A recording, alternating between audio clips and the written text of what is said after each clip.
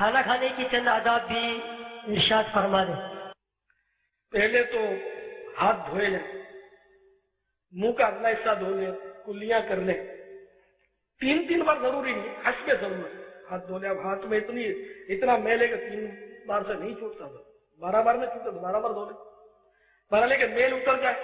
کلیاں ہو جائے۔ کلی منہ میں پان بھرا ہوا 3 کلی میں منہ تھوڑی صاف ہوگا، جتنی ضرورت ہے منہ صاف کر لیں۔ تو اس طرح کھانے کے لیے جب بیٹھے تو کھانے کی بھی نیت ہوتی ہے۔ تو عبادت پر طاقت حاصل کرنے کے لیے کھا رہا ہوں، یہ نیت۔ ایک گھٹنا کھڑا کر کے دوسرا پاؤں بچھا کر اس پر بیٹھ جائیں۔ اگر بے پردگی نہ ہوتی ہو، کپڑا تنگ ہے، بے پردگی ہوگی تو پھر چادر ہے تو پردے میں پردہ کر لیے کہ یہ مدنی نام بھی ہے ہمارا، مدنی نامات پر چادر نہیں ہے، کپڑے بھی تنگ ہیں تو پھر 2 زانو بیٹھ جائیں گے، کھانا کھائیے۔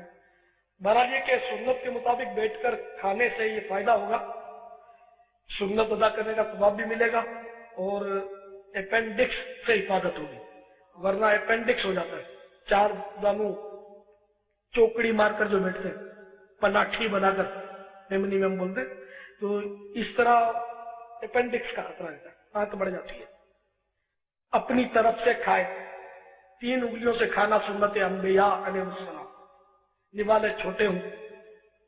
خوب چبا کر کھائے، جب تک ایک نوالا نگل نہ لے دوسرا نوالا نہ لے۔ ہم لوگوں کی عادت کیا ہوتی ہے، ایک نوالا ابھی منہ میں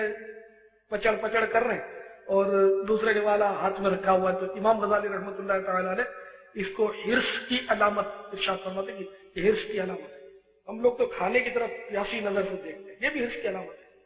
وہ گھور کے دیکھ رہے ہیں، اگر کوئی برتن ہے تو جی چاہتا ہے کوئی کھولے تو دیکھے اس میں ہے کیا،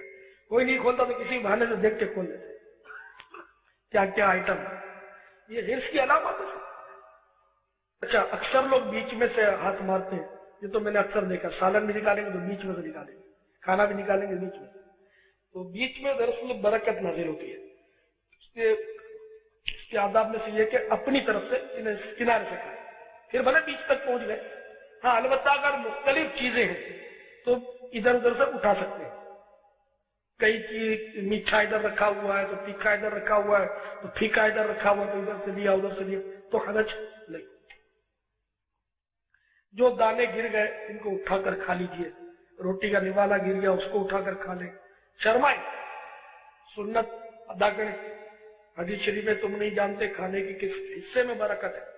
ایک دانہ جو ہڈی میں چھپا ہوا چلا گیا ہماری بے احتیاطی کی وجہ سے، ہو سکتا ہے وہی برکت نہیں جائے، تو ہڈی کو بھی اچھی طرح جھاڑ لیں، پلیٹ پر اس طرح جھاڑ لیں تاکہ جو ہڈی جو ہے، ہڈی کو ٹھوکنے سے اس کے دانے نکل آتے ہیں، اکثر ہڈی میں بہت دانے لگے ہوتے ہیں۔ دعوتوں میں سنت پر عمل کرنا بہت مشکل ہے، یہ بھی ہماری حرص ہوتی ہے کہ ہم اگر یہ ہڈیاں چاٹنے میں لگ جائیں گے تو یہ قوم کھا کے پھر ہاتھ جھٹک کے تو اپنے رہ جائیں گے، اپنے کیسے کھائیں گے۔ اس طرح گرم مسالے کے وہ پورے لوچے اٹھا کے زمین پہ ڈال دیتے ہیں، ایک چیز اٹھائی جائے، اس کو اچھی طرح اس کے دانے نکالے جائیں، وہ جو بڑا الائچہ ہوتا ہے اس میں بھی چاول کے دانے پھنسے ہوئے رہ جاتے ہیں، زیرہ پٹکا ہوا ہوتا ہے اس میں، یہ سب نکال کر پھر یا چوس کر چاٹ کر، اگر کڑھائی اپنی تو کھا بھی سکتے ہیں اس کو۔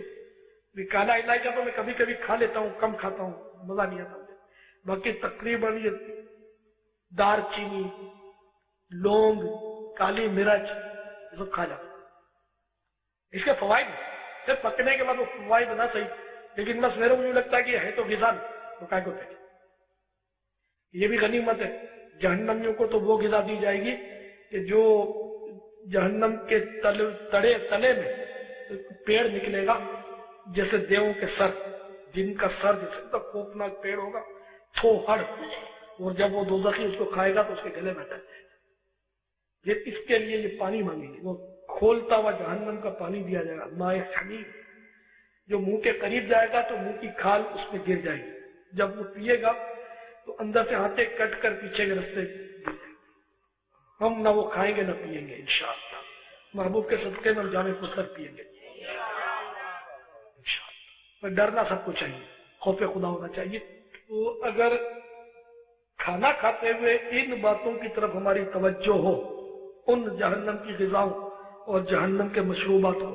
جہنمیوں کا خون اور پیپ بھی پینے کو دیا جائے گا جہنمیوں کو۔ یہ کافروں کے لیے، کافر پیئیں گے، ہم تو آقا کے غلام ہیں، مگر ہم اللہ سے ڈرتے ہیں، اللہ تعالی ہمارا ایمان سلامت رکھے۔ تو کسی کو یہ نہیں پتا کہ اس کا خاتمہ کیسا ہوگا، تو ان چیزوں کو اگر پیش نظر رکھیں گے نا تو پھر میرا خیال ہے لذائذ میں کچھ نہ کچھ کاٹی لگے گی۔ تو یہ دار چینیاں اور یہ اگر مسالے بھی اگر منہ میں آدمی ڈال لے اور پھر ان چیزوں کو یاد کرے، یار یہ تو بہت غنیمت ہے، بہت اچھی چیز ہے، اس کا کھانا ممکن ہے، اور جہنم کا کھانا تو ممکن ہی نہیں ہے کھانا، مگر کھانا پڑے گا جن کو کھلایا جائے گا۔ اللہ ہمیں نہ کھلائے، اللہ ہمیں نہ دکھائے، پیارے حبیب کے صدقے بھی یا اللہ ہم جہنم سے پناہ مانگتے ہیں مولا، ہماری طاقت نہیں عذاب سے دے گی، کوئی بھی نہیں سہ سکتا۔ اسی طرح اگر کھانا لذیذ نہ بناؤ تب بھی جہنم کی غذا کو یاد کر لیں کہ اللہ کا کرم یہ تو بہت اچھا، اور کھا لیں، عیب نہ لگائے، تیکھا ہے، نمک زیادہ ہے تو حسب ضرورت اس کو سمجھانے کے لیے بولنا الگ بات ہے تاکہ آئندہ احتیاط کرے، جبکہ نیت دیکھ لے اپنی مقصد، عیب نہ لگائے کھانے میں، ٹیسٹ نہیں ہے، بالکل بے تکا ہے، یہ عام ہمارے عیب لگایا جاتا ہے۔ ہمارے آقا صلی اللہ تعالی علیہ وآلہ وسلم کو کھانا پسند آیا، تناول فرما لیا، نہیں پسند آیا تو آپ ہاتھ روک لیتے، عیب نہیں لگاتے، اس کو برا نہیں بولتے، کھانے کو خود نہیں کھاتے، ذرا اندر سے مسالہ نکال کر لاؤ، یہ بھی سب حرص کی علامات ہے۔ ہاں جو سروس دے رہا ہے، سب کو تقسیم کر رہا ہے، وہ تو مانگے گا، پھیکا نکال کے دو، وہ آپ کے لیے لے آئے گا، اگر کھانے پر جو بیٹھے ہوئے وہ چلاتے رہتے یہ لاؤ وہ لاؤ، آلو ڈال کے لاؤ، یہ حرص بہت ہی مطلب نامناسب عادت ہے۔ آپ نے گھر میں چل جائے، گھر میں اپنی امی کو بولتا ہے کہ امی بوٹی دے دے تو وہ ایک چل جائے، وہ ایسا ماحول ہے کہ وہ معیوب نہیں وہاں، لیکن عام دعوتوں میں یا کسی اور کے گھر میں یہ سب معیوب باتیں، اب وہ گنجائش نہ ہو، زیادہ بوٹیاں ہی نہ ہو تو پھر وہ اس کو شرمندگی ہوگی، میزبان کو بیچارہ کہاں سے نکال کے جائے گا،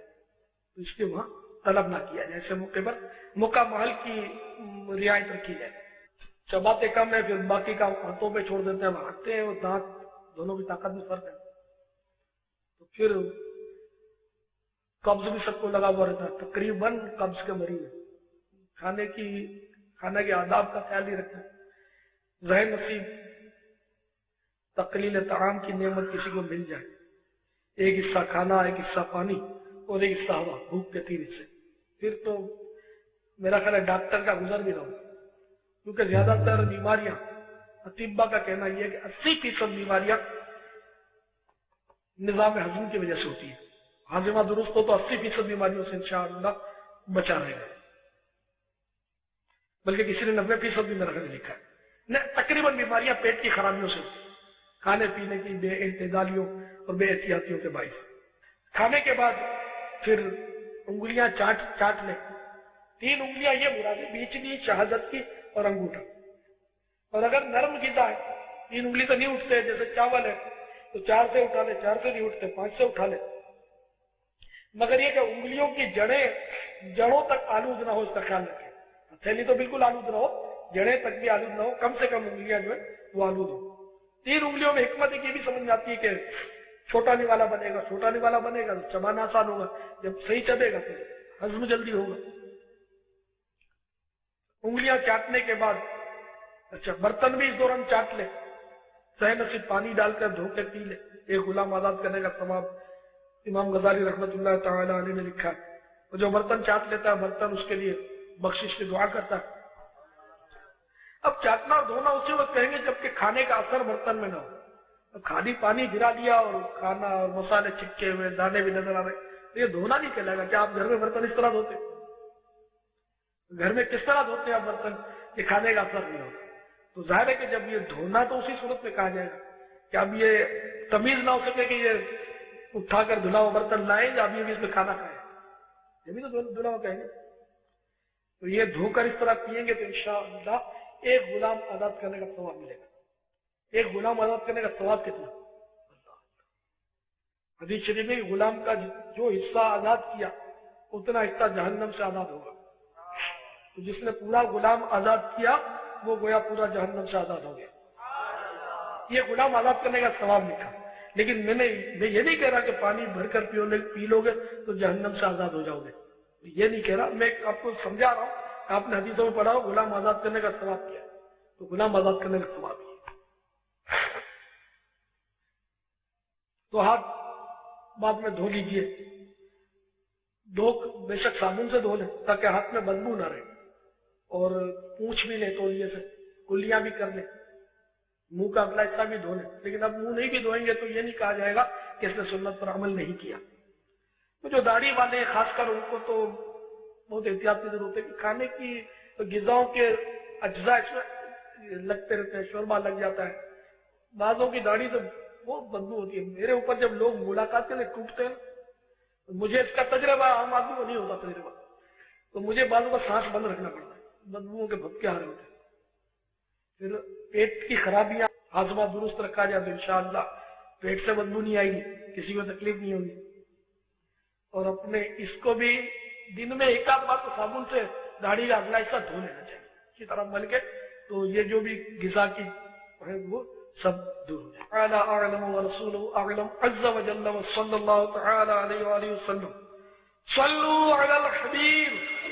صلی اللہ تعالی علی محمد۔